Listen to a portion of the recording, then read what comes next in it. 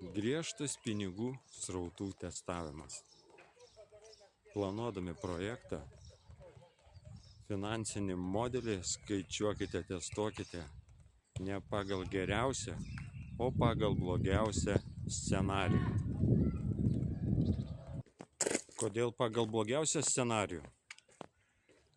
Universitete teisės paskaitoj jums paaiškins, kad siunčiant dokumentus registruotų laišku, būtinai išsaugokit kvitą kaip įrodymą, kad tikrai išsiuntėt dokumentus. Gyvenime teisėjas jūsų paklaus: įrodykit, kad voke buvo siunčiamas būtent tas dokumentas. Taigi, čekis neįrodo,